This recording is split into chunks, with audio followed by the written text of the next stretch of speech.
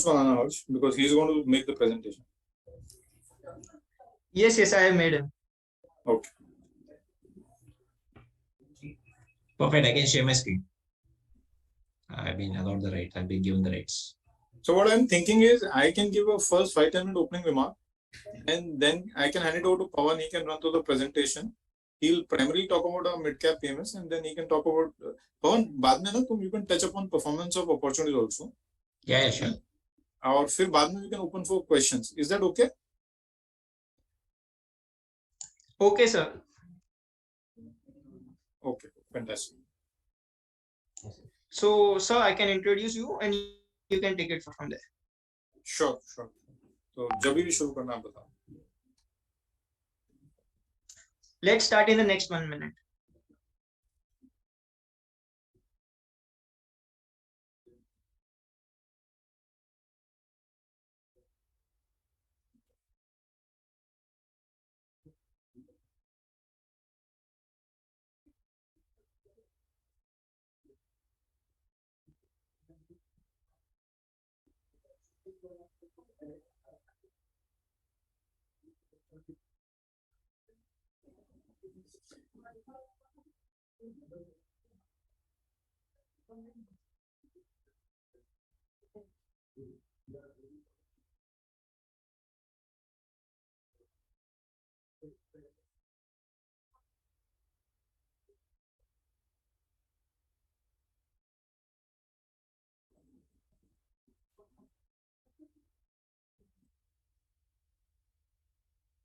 Recording in progress. So, I guess we should begin. Good afternoon and welcome all to the Zoom webinar of Midcap Investing in Volatile Markets. Today we have with us Mr. Pankaj Murarka and Mr. Pawan Parekh. Pankaj sir has over 21 years of experience in this industry with credible track record. He is the founder of Renaissance Investment Managers. Prior to joining this, he was associated with Axis Mutual Fund as CIO, managing over 3 billion in Indian equities. With this brief introduction, I request Pankaj sir to take it forward. Sure. Thank you, Harsh. Good evening, friends. A very warm welcome to all of you all, and thank you for giving me this opportunity to talk to all of you all once again. I think it's a very opportune day to talk because last 3 days markets have been making a new high every day. So to be talking to all of you all and discussing markets at such point of time is obviously, when we are at all-time highs, is very exciting. I'll just take probably a few minutes to just give my perspective, and then I'll hand it over to my colleague Pawan, who can run us through presentation on mid-cap PMS and share performance of our other PMS also, and then we can open for questions. So 2 or 3 things, friends. I think new high is always, a big occasion to celebrate because obviously portfolios, hopefully yours and all your clients' portfolios are also at all-time high, I presume so. And if not, I'm sure they'll get there soon.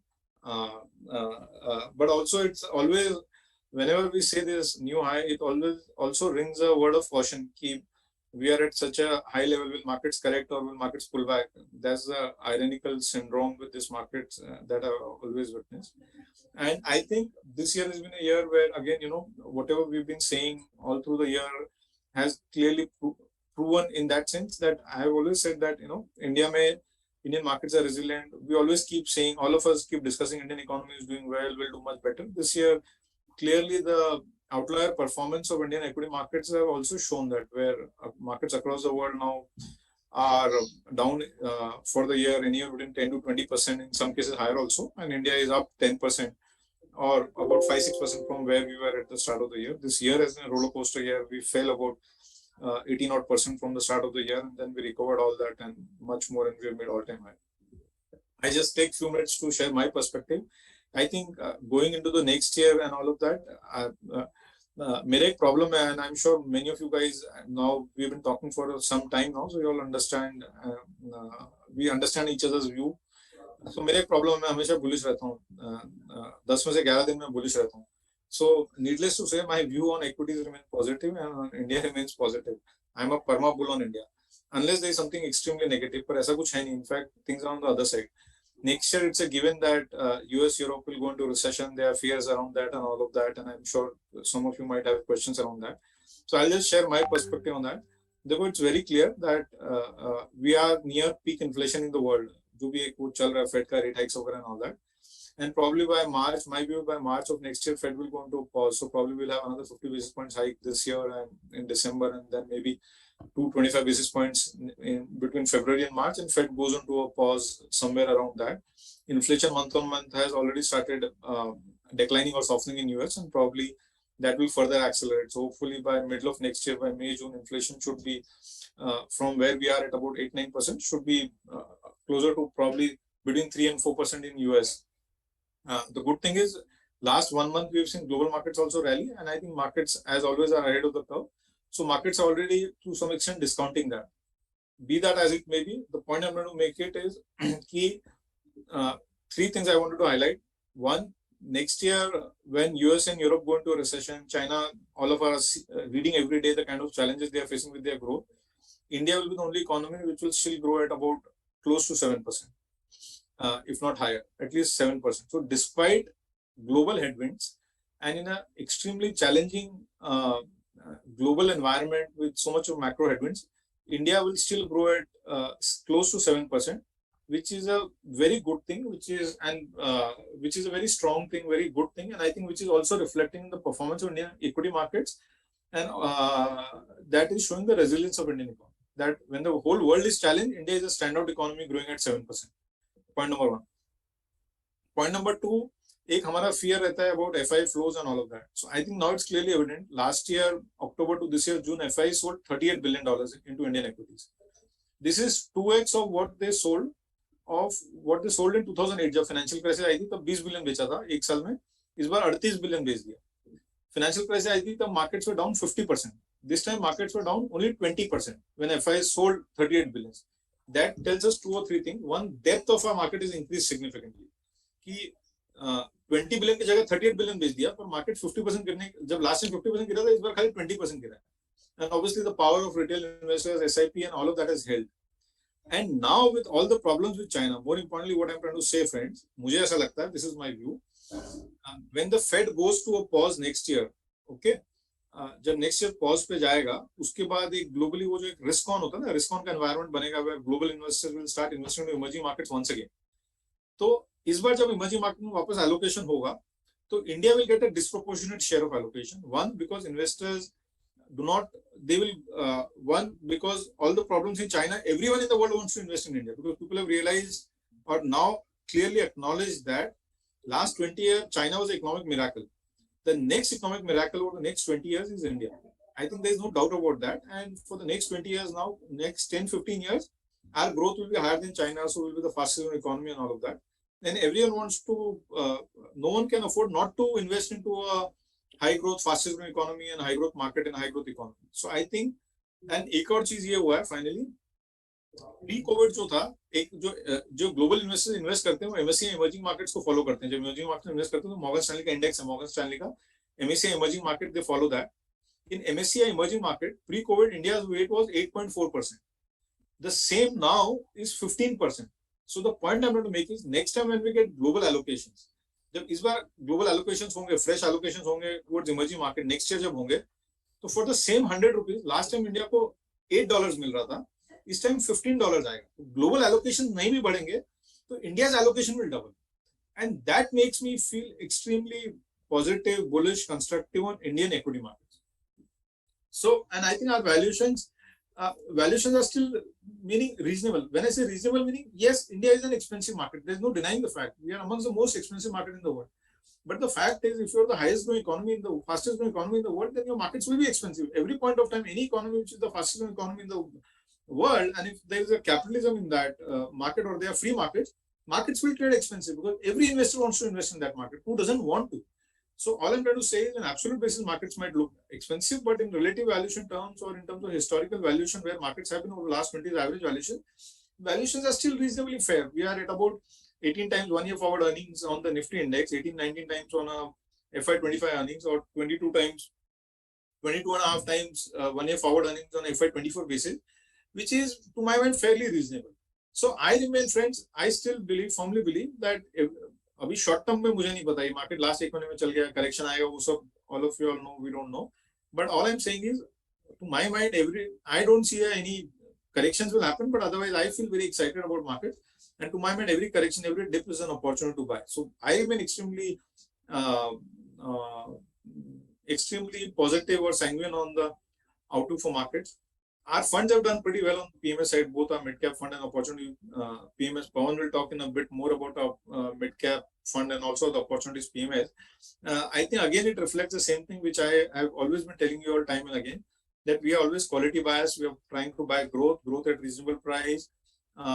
Last 1 year, where mid-cap index has given, I think, negative return, many of the mid-cap PMS and funds on the mutual fund side I've seen are down 10-15%. Our mid-cap PMS has done phenomenally well. It's up some 15-16% on a 1 year basis or thereabouts. That again reflects nothing.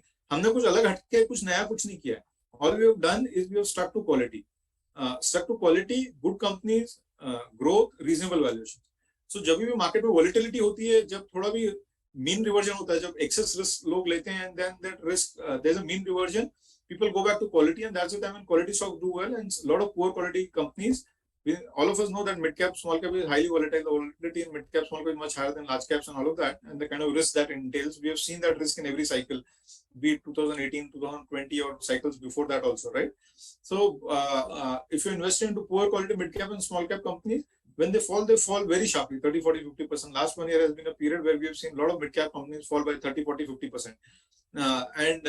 Touchwood, we have not had any such instance in our portfolio. In fact, on the other way around, a lot of our companies have done well because simple reason that we've just stayed focused on good quality, high quality companies with healthy valuation, reasonable valuations. Primarily, without taking too much of time, that's my view, high level view, that one, I remain positive on the market. I think India will get disproportionate or much higher flows in the next cycle of allocation to emerging markets when that happens, when Fed goes on to a pause next year, and when a fresh allocation happens. This time around, I think it will be very exciting for India. And our funds have done reasonably well. With that, I'll hand over to Pawan to probably run you through a presentation. And after that, we can take a Q&A session. Pawan, over to you. Thank you, Pankaj, and thank you the entire Motilal Oswal team for attending this session. Over the next 20-25 minutes, since the topic of today's discussion is mid-cap investing during volatile times, I just want to check, Harsh, is my screen visible? Yes, Pawan. Yeah, perfect. So, since the topic is mid-cap investing in volatile environment, and I must tell, while Pankaj sir has highlighted that, we markets are hitting all-time high right now, but I think we are all cognizant of the fact that this year has been extremely volatile, and we began the year with some very unexpected events, and during the course of the year, things have gone through a roller coaster ride. And I'm as highlighted by Pankaj sir, again, just to reiterate, thanks to our disciplined investment process, our funds have done very well.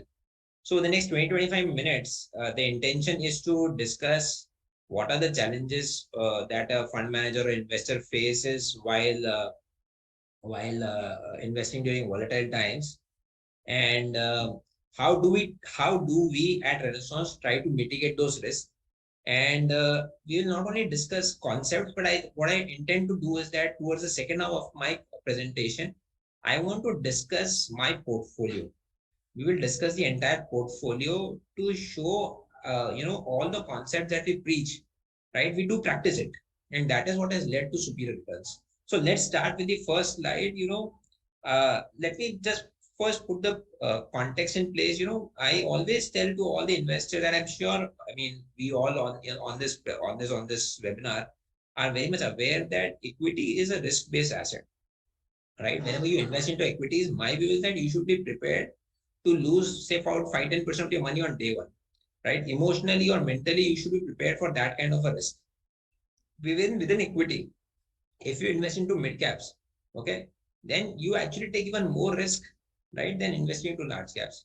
And within that, if you have a volatile environment like the way we had in this calendar year, I'm sure you would all understand that the risk increases by the power of two. Okay. So while we are all getting excited by the charm of mid-cap investing, we should all understand that during volatile times, mid-cap investing even it becomes even more difficult. Now, let me actually explain you what are the challenges in mid-cap investing. Okay. At the outset, it feels very easy. Money making becomes so, it appears so easy because stocks keep on getting, CNBC keeps on flashing, the stocks are 5%, 10%. It appears so easy. But in real terms, when we as investors deal with public money, there are several challenges, right? One of the biggest challenges that is there in mid-cap investing is that mid-cap companies typically have not all mid-cap companies have got good corporate governance practices. You will encounter several mid-caps having very bad corporate governance practices. So essentially, I think investors should realize whether you want 2% stake into a company or 20% stake into a company.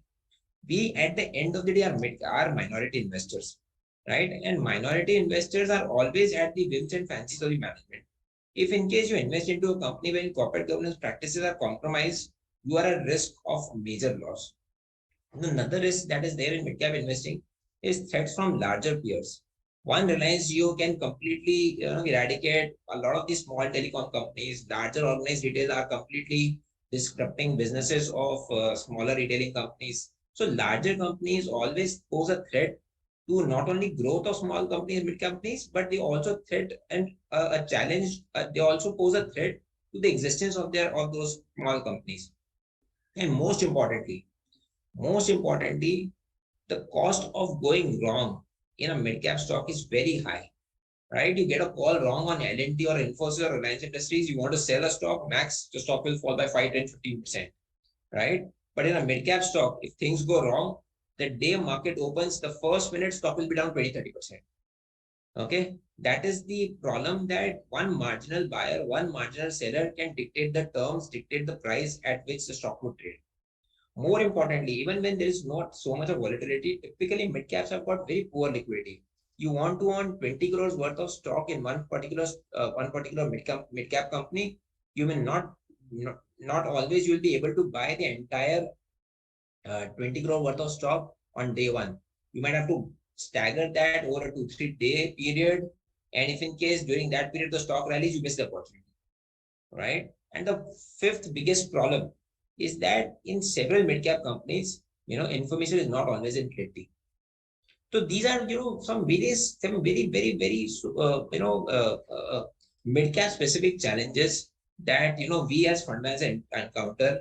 And the most important things lies in identifying how do we mitigate that risk, right? So we at Renaissance, when I run this mid-cap fund, I have a very clear understanding. My first thing is to get the theme right. Okay. So we follow a top-down plus bottom approach. We identify the right theme using the top-down approach. Say, for example, in the current environment, the country is completely, after a long 10, 12-year period, we are seeing capex cycle reviving into the country. Otherwise, the entire last decade, the growth was driven by consumption theme. Okay. So now having identified that capex cycle or manufacturing theme would do well, now within that, right, you have an option to buy a company A or a company B. Say, for example, one investor decides that he needs to invest into a bank. He has an option whether to invest into an HDFC bank or a Yes Bank. So having got the theme right is just not enough. Within that also, you have to invest into companies which have got inherent competitive strength. Okay. The second most important thing is focus on quality. I think it's very important to realize, if you, irrespective of what price you buy the stock, whether you buy it at 100 rupees or 110 rupees, it doesn't matter. What is really important is that how much research have you done before buying the stock? Because during volatile times, even good stocks fall, right? And at that point in time, if you haven't done your research well, right, there is very high chance that you will panic and you will you might end up selling a good stock at a loss, right? And hence it's very important to do an in-depth research. Most importantly, invest into companies which have got visionary managements and very robust balance sheets. Even if it takes a lot of time, to get your details right, to do your in-depth research, it's fine. As I said, whether you invest at 100 rupees or 110 rupees, it doesn't matter, because eventually you're buying a mid-cap stock for not for 10% returns. You're buying for 50, 100% returns. So irrespective whether you buy it at 100 rupees or 105 rupees, 110 rupees, it doesn't matter. It's very important to get your research right, and hence I say better late than sorry. The third thing which I personally believe is that, as I said, in mid caps, there's a risk that larger companies will crush their mid cap peers, and it's important to identify mid cap companies which have got right to win, right? Whether those companies have a right to win, whether they have whether they have a competitive strength to withstand the competition from larger peers. And here, one very exciting thing which is there, which, I don't know many people realize or not, there are several sectors like consumer discretionary, auto ancillaries, chemicals, capital goods. There are hosts of sectors which are completely mid caps. Here, there are companies which are, those mid cap companies are growth leaders.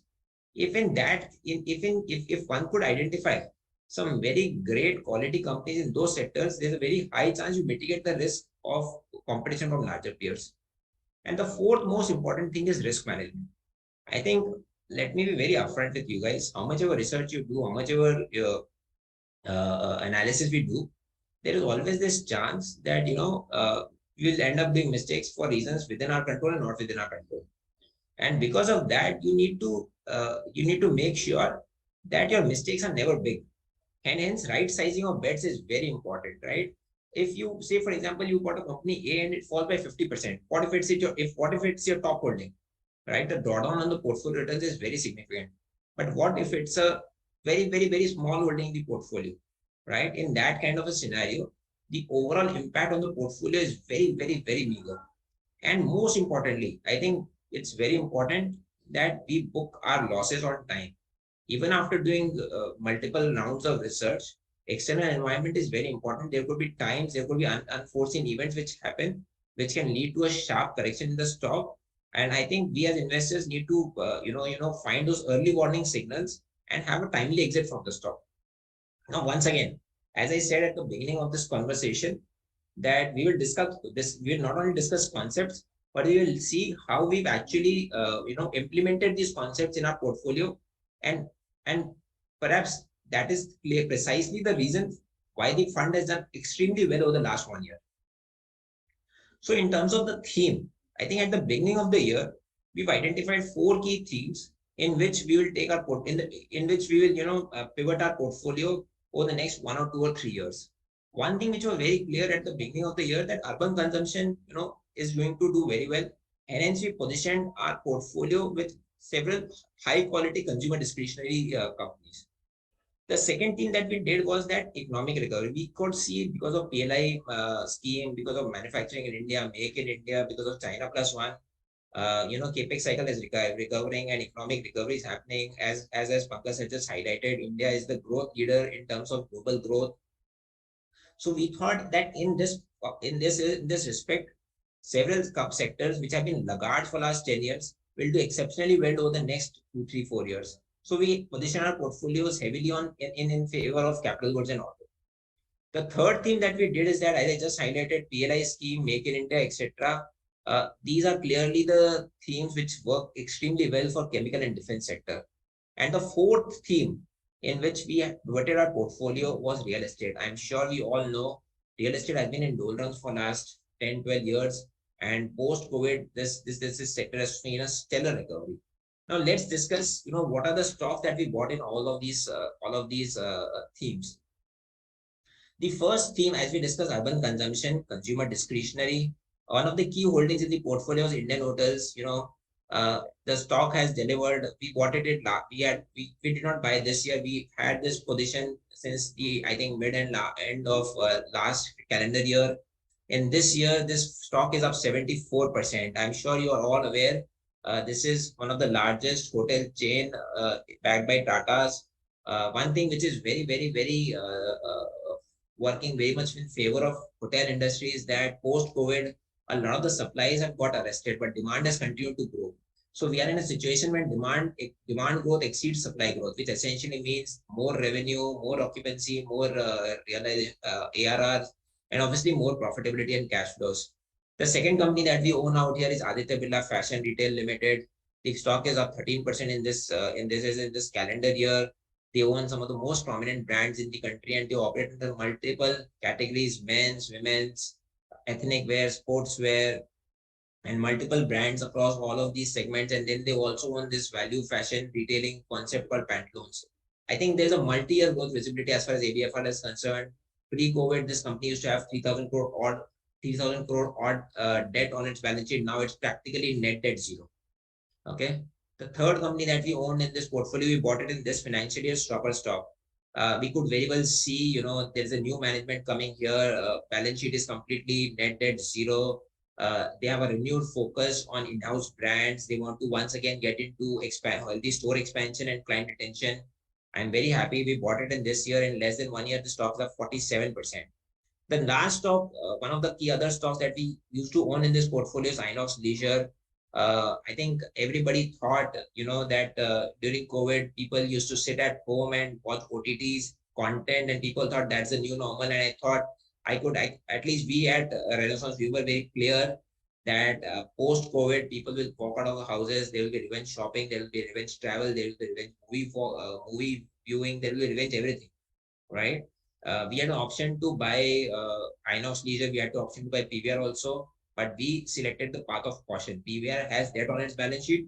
Inox had zero debt on its balance sheet. At the beginning of this, in the first half of this calendar year, we exited the stock with 71% return. Okay. The second thing that we own in this portfolio is India Economic Recovery, Capital Goods and Auto. The number one stock that we own in this portfolio is Cummins India. I'm sure you are all aware. It's an MNC company, leader in the domestic diesel genset market. It's a classic play on manufacturing revival. We are all speaking about e-commerce. We are all speaking about digital economy, right? In this space, one of the biggest spends is happening on data centers, right? We don't have any option to invest in the data center. There is no listed play on data center, but all of these data centers require foolproof power requirement, right? They need gensets, which has been supplied by Cummins. In the data center market, Cummins has got more than 60-70% market share, right? Apart from that, after COVID, there's been a sharp revival in real estate. All of these large real estate complexes require backup power. Cummins once again stands out as far as that is concerned. And apart from that, Cummins has got a benefit of being a part of an MNC parent, which has done some phenomenal work on alternate fuel technology. The stock is up some 47% in this calendar year. Another company that we own out here is Kalpataru Power. Kalpataru Power, after its merger with GMC, will move on from becoming a T&D EPC player, one sector EPC player, to a multiple sector diversified infra company. And one thing which is very unique about Kalpataru Power is low leverage. Typically, you will find all EPC companies to be high on working capital, high on leverage. Kalpataru Power is practically on its way to become a net debt zero company. The another company that we own in this portfolio is Varroc Engineering. Varroc Engineering, when we bought, the stock was doing very well, but unfortunately, they were in the process of selling their international business called VLS. When they sold this VLS business, they were supposed to get some $600 million in terms of valuation, which was revised downward by 20%. And because of that, the stock has seen a sharp correction of about 20%. But I think Varroc is doing extremely well because they have launched several new products in the EV ecosystem.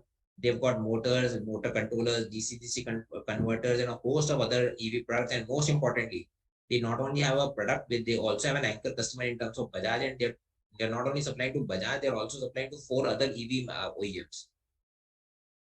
More importantly, despite the 20% cut in terms of sale price, they've been able to reduce their debt from about 3,500 crores to 1,300 crores in last 6-9 months. So we are very comfortable as far as Varroc is concerned. Another stock we own in auto space is Endurance Technology. It's once again an auto bank based out of Pune. It's up 25% since our buy in this calendar year. One of the very unique things about Endurance is that most of its products are backed by proprietary technology. They are not dependent on the OEM to provide technology, right? And they have several products which benefit from import substitution, which means that if OEMs continue to grow at 5-10%, because they will keep on substituting import supplies, they will grow faster than the OEM growth. Apart from that, they also keep on introducing new products which helps them increase their content per vehicle. Now, just for a second, before we go to the next slide, I just want to say one thing, that in the auto space, in this calendar year, whatever auto volumes you've done, whether in terms of passenger vehicles, whether in terms of two-wheelers, whether in terms of commercial vehicles, right? We've not even touched our previous highs. During the last 3-4 years, auto sector has faced several challenges in terms of regulatory challenges, cost challenges, semiconductor supplies, and a host of COVID. I mean, they saw it all, right? Now there's a time when all of this is behind the company. Gradually, we think, auto sector is on the way up, and there's a multi-year high growth, high volume growth story panning out in auto sector. Coming to the next theme that we did is Make in India. I think sure you all aware, India has done some phenomenal work in terms of the biggest thing that happened in defense is change in mindset. Until last 2 years, we never thought of exporting. There was complete ban or complete restriction in terms of what India could export. And now we're talking about big numbers, missiles and a host of other $1 billion plus worth of export that we're talking about, right? We could see that trend happening. And obviously Russia-Ukraine war led to, increase in defense expenditure across the world. So we invested in a company called Bharat Electronics. Bharat Electronics is one very unique company which spends 8 to 9% of its revenue on R&D, right? No other defense PSU, be it HAL, BDL, shipyards, none of the other companies spend more than 3% of their revenues on R&D. Here is a company that spends 8 to 9% of its revenue on R&D, and hence its dependence on ISRO, its dependence on DRDO is significantly lower. And because of its such high R&D expenditure, they're not only growing their defense business, but they're also venturing into new generation segments like electric vehicles, smart cities, 5G telecom, etc., etc. And even now the stock is, stock is not very expensive. So we are very comfortable owning BL even now. The stock has delivered 32% return since our buy in this calendar year. Another stock that we used to own in this fund is called BML. There's this privatization which is happening. Defense spends are increasing. And apart from that, I think take a 3-4 year view, every tier two city in the country will have a metro or will be in the process of having a metro, right? So this is one very leading company as far as railways and metro coaches are concerned. So they were clear beneficiaries, but when we sold, but then, at around 1,800, 1,900 rupees, we thought valuations are way too high, and hence we exited with about 38% return. In the chemical space, we used to own companies like Aarti Industries, Deepak Fertilizers. I'm very happy to tell you we bought Deepak Fertilizer this year, and we just sold Deepak Fertilizer about a month back with about 70-80% returns. Now we own two companies in our portfolio, Sumitomo Chemicals and Jubilant Ingredient. Sumitomo Chemicals is an MNC company. It's a Japanese company, and this Japanese company has got manufacturing in Japan, and outside of Japan, except for India, it has got no other manufacturing footprint. So any other expansion that Sumitomo does, right, a substantial portion of that will fall into India. So this is a clearly Make in India, one of the biggest beneficiaries of Make in India initiative that the government has taken. And apart from that, they have some very strong B2C brands with completely integrated backend manufacturing, which helps them to generate some very superior EBITDA margins. Another company which we own in this portfolio is Jubilant Ingredient. Jubilant Ingredient trades at very, very, very cheap valuation. It is in the process of moving from a commodity chemical to a specialty chemical company. They are undergoing a 2,000 crore capex program, which we believe if they were to have their execution right, I think this company can double in next 3-4 years at least. The last bit that I would like to talk about is real estate recovery. When we talk about real estate, you should be aware the entire real estate sector is mid cap, barring a 1 or 2 stock. The entire sector is mid cap. We always had an option to invest into real estate companies, but we being risk-averse investors, we thought that it doesn't make sense to invest into real estate because there are a lot of risks. One is that real estate P&L cannot be understood at all. Secondly, most of the real estate guys are exposed only to some single geography. They're not diversified, right? Which exposes us to risk.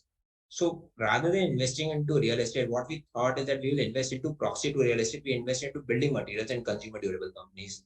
We bought Supreme Industries which is not only a pipes company, but a holistic plastic company. It operates into 4 segments. All the 4 segments are seeing some very good growth. In fact, Supreme is in a position that they've got very disciplined capital allocation plan, and hence every department has to chase capital. Every department has to show that their projects have got higher ROE. So then that department gets capital allocation. Otherwise, they have to get starved of capital. I think there is a 15-20% consistent compounding growth that we can see in Supreme Industries, and we remain very positive on the company.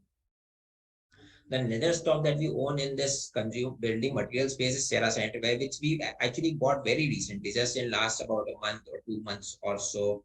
It is a market leader in sanitary ware. This company is in the process of expanding in EBITDA margins from 15 to 20%, which is led by 2 things. They are going to improve their penetration further into tier 2 and tier 3 towns, and premiumization in the tier 1 cities. I think a mixture of the two will lead to some very serious profit growth over the next 3-4 years. In the consumer durable space, we own this company called Crompton Greaves. Crompton Greaves, when we acquired the company after it acquired this kitchen appliances company called Butterfly Gandhimathi, and I'm extremely happy. Butterfly Gandhimathi has been in market for years and years. Their EBITDA margins were pathetically low at mid-single digits. Within 2-3 quarters of acquisition, this EBITDA margins improved to 10% plus, right? In the short run, there are some challenges in the fans market because there is a change in the BEE norms. And obviously, because of the cost inflation, because of the commodity inflation, there has been some serious increase in prices of consumer durable products, which has actually impacted demand in the short term. But we think to take a 2-3 year view, I think good companies, strong companies like Crompton Greaves, which have got about 10-15% growth outlook for the organic business, and over and above that, there's an additional growth lever in terms of kitchen appliances. We remain very confident of long-term growth outlook of Crompton Greaves. The other sector, which we own, is banks and financials. Banks and financials have about 20% odd allocation into our portfolio. The companies that we own out here are Chola, DCB, CUB, Poonawalla, and IDFC Capital First. All of them, without an exception, have done very good in our portfolio. All of them have delivered more than 20% plus growth in the portfolio in this calendar itself. And most importantly, while selecting these names, we were guided by principles like, we will only invest into companies which have got high secured lending. We are very, very, very cautious of companies wherein, the exposure is to unsecured lending, because, unsecured, you always have a risk whether, in terms of NPA, when they crop up, the recovery ratios are pretty low. I mean, practically zero. Essentially, these are all companies which have got their own niche, a large company like ICICI Bank or HDFC Bank cannot disrupt their business model. They operate in very niche. Just to give you an example, the smallest company out of the five is DCB Bank. It's just about 4.5-5,000 crore market cap. But you'll be surprised to know, not even a single loan exceeds more than 5 crore in DCB Bank. That is how granular the book is. More than 95% of the book is secured, right? This is some very niche business that DCB Bank is doing, cannot be easily disrupted by a large bank. And if at all they attempt to do it, the cost of doing that business itself is very, very, very high. All of these companies are seeing some very strong improvement in ROA, and we feel that if they continue their growth the way they are, there is further upside to their valuation multiples. So essentially, friends, over the last 10 odd minutes, we've discussed some 20 odd stocks, and these 20 odd stocks are more than 80% of our portfolio, right? So what we've tried to do is that we've highlighted all the stocks that we work for us, but I think investors, I'm sure investors do understand that at the end of the day, there will be companies which will not work for us. And I as I just highlighted in one of the previous slides, just a minute, right? Risk management. There are times when things don't work as per our assumptions, our estimates, and it's very important to keep on regularly reviewing the portfolio and taking timely calls. And here is one of the cases. Here is one of the cases in this company called TCNS. By the way, it's a great company, net debt zero company, right? We bought this company at the beginning of this calendar year, and But during this year, while all other branded apparel companies staged a very strong recovery, TCNS operates in a very niche space wherein they cater to women customers. They've got brands like W, Aurelia, etc. And these brands haven't been able to keep the growth at par with market, and hence we decided to exit the stock with a 26% loss. But I think it's very important to understand, while we exited the company at a loss, it was the lowest weight in the it had the lowest weight in our portfolio, right? And hence, here comes the risk management practice, wherein I said the right sizing of bet. Okay, we knew of all the companies that we have in the consumer discretionary space, be it Indian Hotels, be it ABFRL. TCNS is the smallest company, right? And hence we did not want to play big bets on TCNS.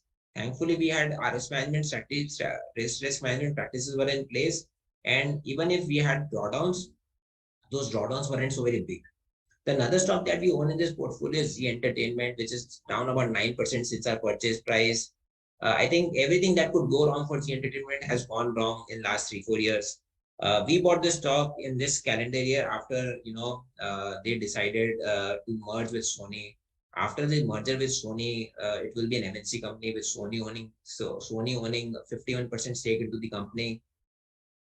There will be 10 directors on the board, 6 will be Sony nominees, 3 will be independent directors, and only one nominee from Zee, which is the MD, Mr. Puneet Goenka. Apart from that, the complete finance function, the complete compliance function will be under the control of Sony. And another thing which did not work in favor of the company is that last 2-3 quarters, FMCG companies, which are the largest advertisers, they face some severe food inflation, because of which they stopped their A&P spend. They curtailed their A&P spend, and which is the largest revenue for Zee Entertainment. So all of the things which could go wrong for Zee has went wrong. I think this company is on the way up.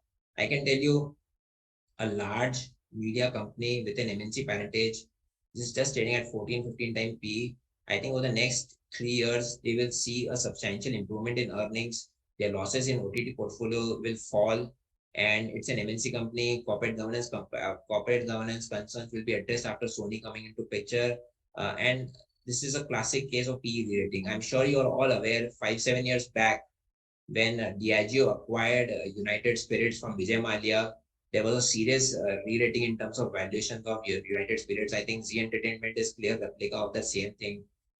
Despite we being 9% down into the stock, we remain very confident on the outlook of Zee Entertainment. Having said that, I must tell you, we are completely we are watching the markets. We are watching the stock like hawks. If at all, at any point in time, we realize that things are not panning out as per our expectations, we will dispassionately sell the stocks, because we are not here to marry with Zee. We are here to deliver some very serious returns to our investors.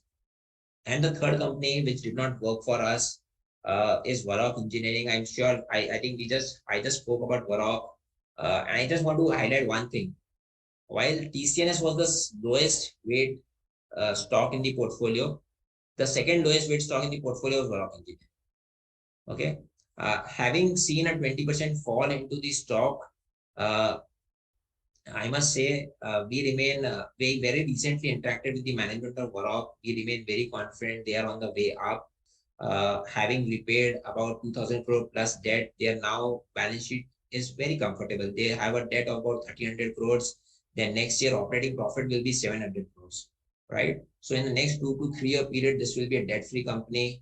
They have already got, as I highlighted in the EV space, many companies have just got concepts.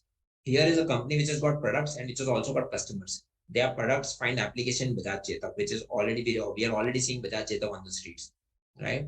And moreover, apart from EV, I think as I just highlighted, auto volumes also will see a high single-digit volume growth over the next 2, 3, 4 years.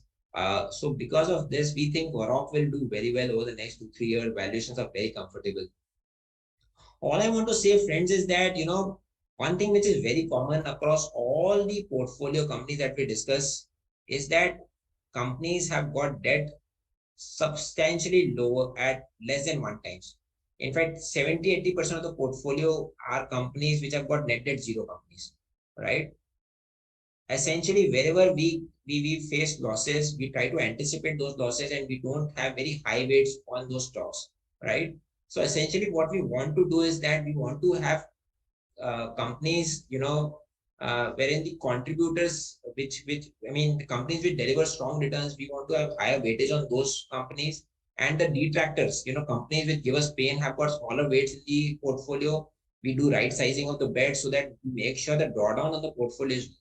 And because of that, I'm very happy to tell you, I mean, over the last 1 year, while Nifty, by the way, this performance is as on 31st of October.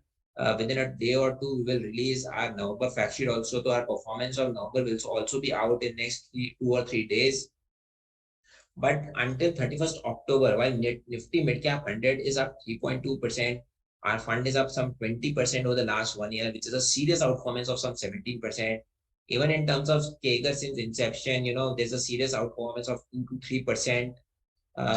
Once at the benchmark.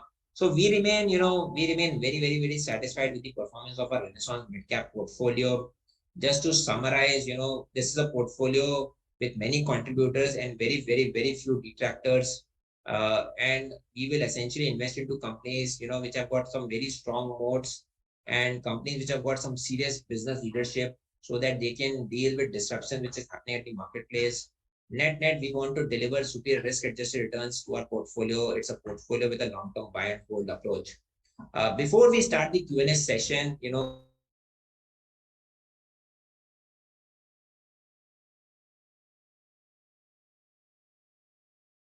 so Hello, Pankaj, you are not audible.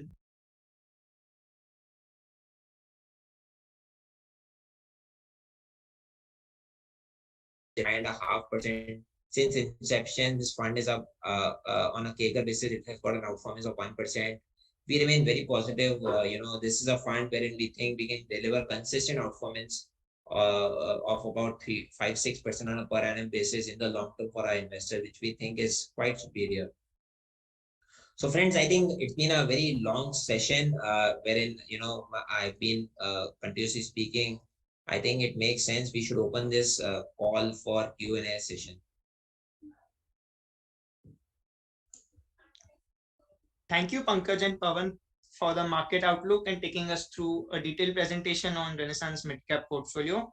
So participants, if you have any questions, please drop your questions in the Q&A. So just a question from my side, Pawan. So in 2020, 2021, there was a lot of buzz on China plus one and Europe plus one in the pharma sector. So recently we have seen quite a fall in diagnostic in healthcare sector overall. So what are your views on the same? Right. So, within healthcare, there are different subsectors. As you highlighted, diagnostics, I think diagnostics is getting very, very, very overly competitive. There are new large entrants, if you remember, I did mention in my slides that larger peers eat into market share of smaller peers, right? That is one of the risks that's playing out, in our opinion, in diagnostic space. There are larger companies getting very aggressive in diagnostic space and valuation is very expensive. So we prefer to stay away from that space. As far as pharma companies are concerned, I think it's time to be very, very, very selective. These companies are witnessing some very sharp price correction in US markets. Cost inflation is very high. Freight is eating into their margins. So we prefer two kind of companies. One, within the pharma space, we like companies which have got high proportion of domestic business, and in the domestic business, they are into molecules or they're into therapies where they are amongst the top 3 guys in that segment. That is one. And second, we like companies which operate into, CRAM space. Because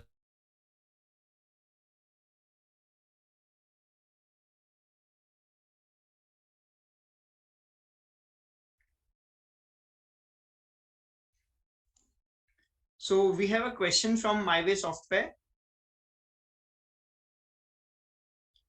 Pawan, you are not audible enough. Your voice is breaking. Sorry, my network got disconnected. Did you hear my entire answer or should I repeat? Can you repeat the last sentence, please? Yeah, so I was saying that, you need to be little selective in pharma space. You cannot, because every company is quite different. Every company, because no two companies can be compared on an apple to apple basis, right? So as a thumb rule, what we've decided for ourselves is that will focus on companies which have got high market share in domestic markets, and secondly, companies which are operating in the CRAM space. So these are the companies wherein we see long-term multi-year growth and valuations are also reasonable. So on a risk-reward framework, we feel very comfortable in these two subsectors. Thank you, Pawan. So the next question is from MyWay Software.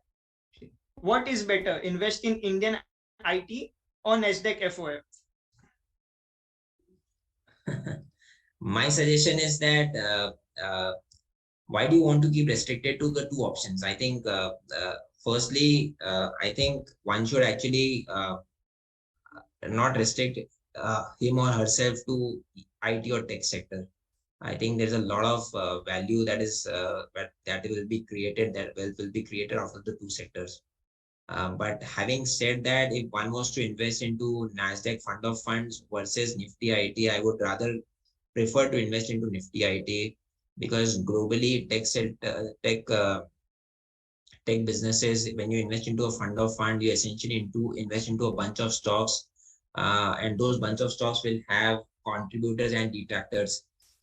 In a phase wherein we are, markets are not willing to give very high valuation to loss-making companies, there's a possibility that detractors could see a very sharp fall, and even contributors may have a negative performance.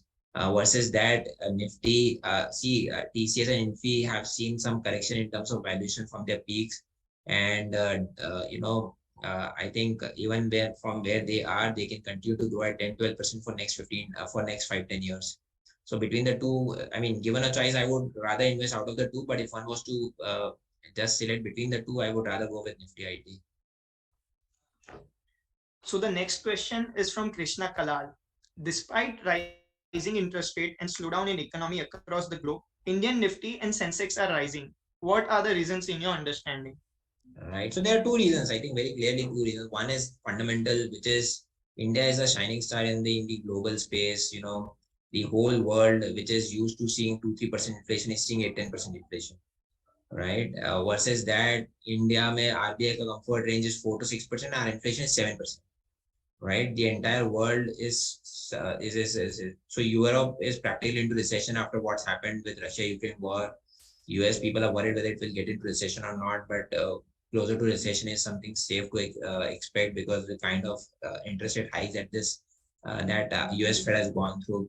Versus that, India continues to grow at 6.5% GDP, right? So both in terms of growth and inflation, risk-reward balance is completely in favor of India.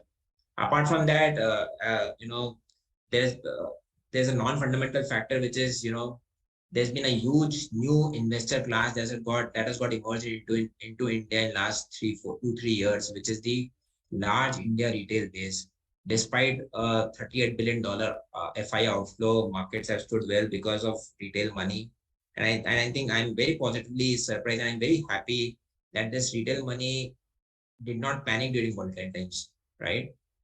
Which essentially goes to show that a lot of this retail money is here for long term. They have not come here to make quick money. The behavior is far more matured. So because of these two factors, right? One is fundamental and second is flow, because of which Indian markets have held well. And I would want to believe that, these two factors will continue to work in favor of India. Even FI outflow, while I think proof of the pudding lies in the fact that if you look at November month, right? In November month, we've already seen a net FII inflow of more than 13,000 crores so far, right? So as the US dollar, if US dollar index stabilizes, this FII money will chase growth assets, and India stands a very, very, very strong chance of bouncing back. So over the next 2-3 years, I would want to believe that FII flows will be net inflow as far as India is concerned. Retail flows will continue to remain strong. India's economic recovery continues to remain very robust. The only problem with India is that we may or may not grow at our potential growth, but we'll still continue to grow at a very, very, very rapid pace on a relative basis versus the other economies in the world. So because of these factors, India indexes have done very well, and I would want to believe that this will continue over the next 3, 4, 5 years. So the next question is from Bhavya Shah. During current market situation, where should a client invest in? Renaissance opportunities or Renaissance mid-cap portfolio? See, both the portfolios have got different USPs. Renaissance Opportunity is a large cap bias portfolio. 70 to 90% of the fund is invested into high quality large cap stocks which can compound their earnings at 15-20% plus, right? And 10 to 20% is high conviction mid cap ideas, which is like the icing on the cake. So Renaissance Opportunity portfolio is a large cap dominated portfolio. Renaissance mid cap is a mid cap small cap portfolio. As things stand today, mid cap is about 60% of the portfolio, 40% is small cap. So both the funds have got different objectives very clearly set out for itself.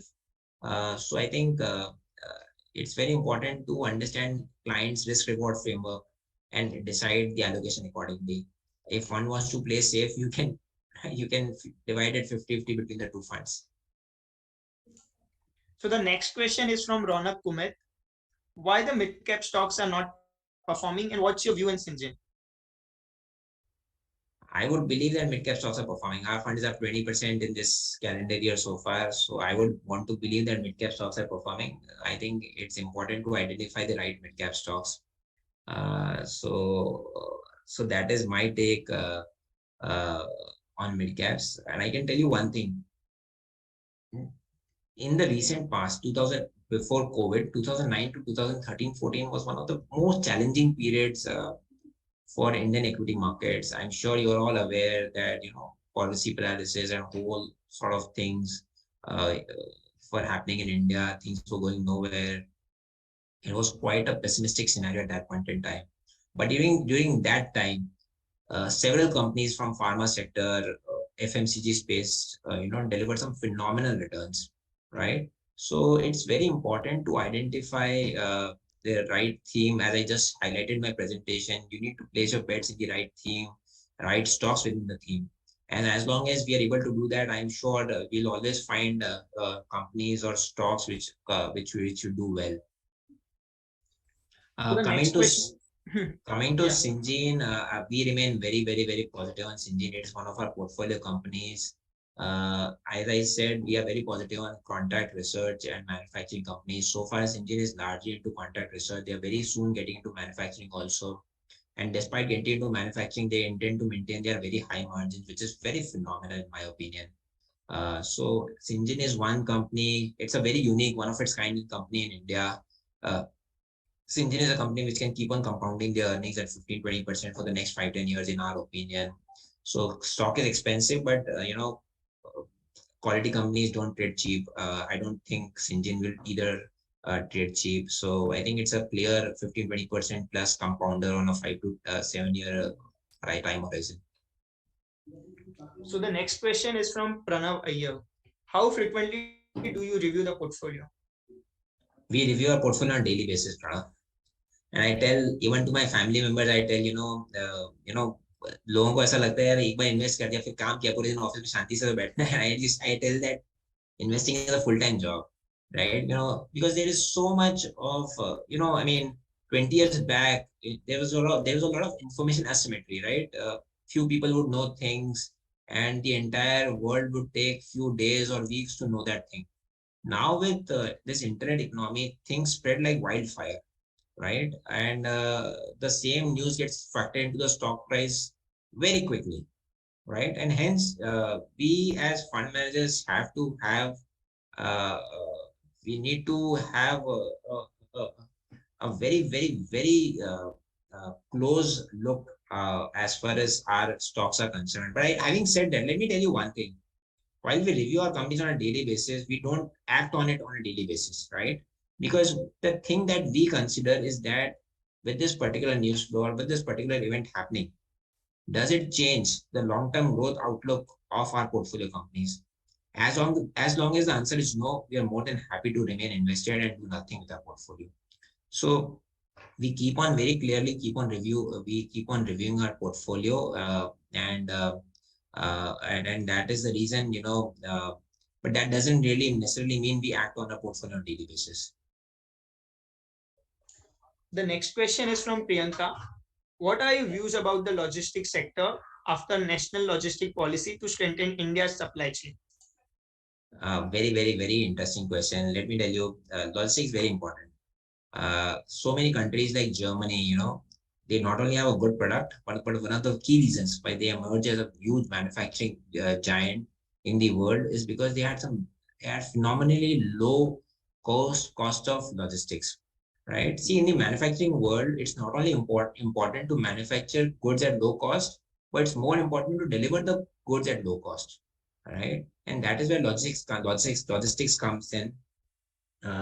Some various fantastic measures that this government has taken over the last 3, 4, 5 years is that they fast-tracked DFC, which means, by the way, in the logistics space, the cheapest way to transport goods is by water, followed by rail, and then road.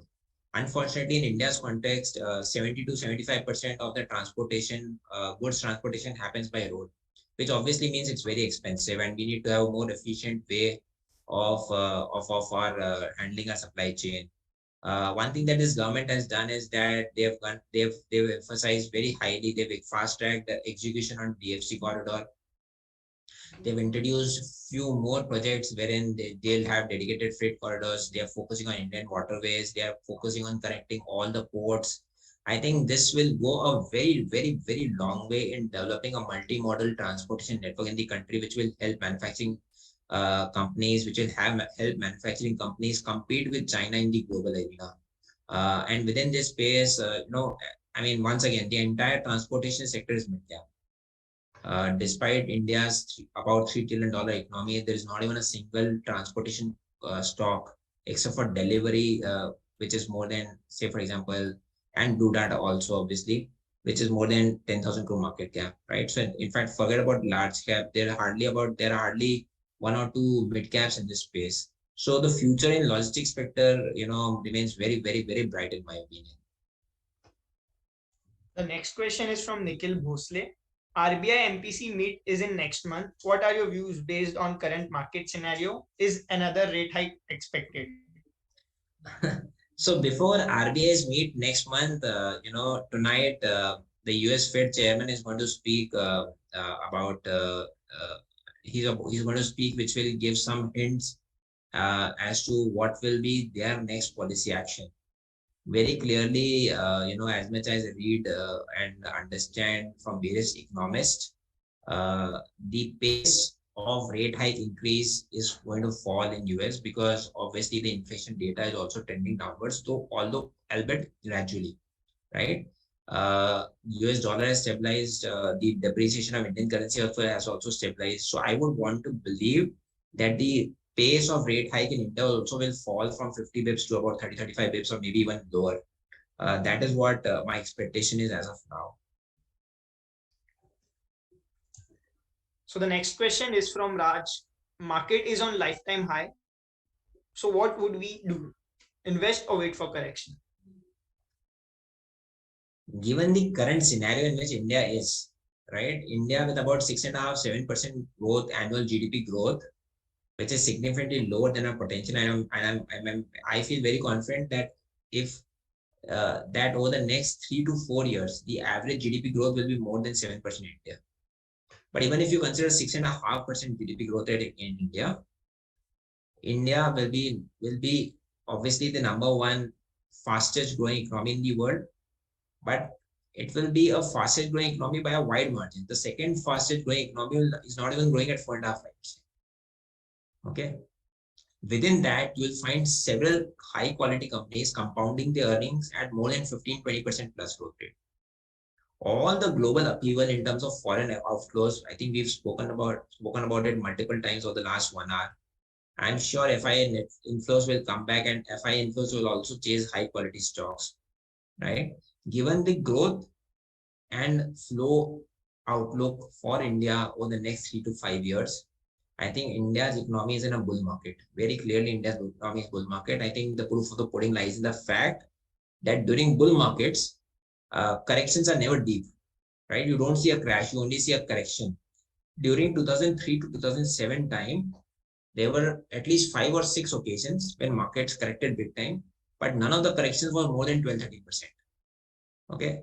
And that is what you've seen in this calendar year in India also. We've seen extreme volatility. We've seen falls, but the fall hasn't been more than 12-13-14%, which essentially means that India is in a bull market, not only fundamentally, but in all respects. In this kind of a scenario, my suggestion to investors is that the risk of not investing is more than the risk of investing, right? Because market doesn't give you a chance. Markets just rallies by 5-10%, and then we all speak about FOMO, fear of missing out, right? What is the worst case scenario? The worst case scenario, having invested, market falls by 10%, right? That's the worst case scenario, 10%, 15%, 16%, whatever that number is. So my suggestion to investors is that if you invest into high quality compounding growth companies, you are actually going to double your money in average about 4 years. So you should think that instead of growing your wealth from 100 to 200, your wealth grew from 100 to 190, which is still not very bad, right? But if you remain uninvested, you lose out onto a very big portion, and then emotionally it becomes very difficult to enter at higher levels, right? So don't worry about market levels. The thing that you should be worried about is the earnings growth and quality of the company.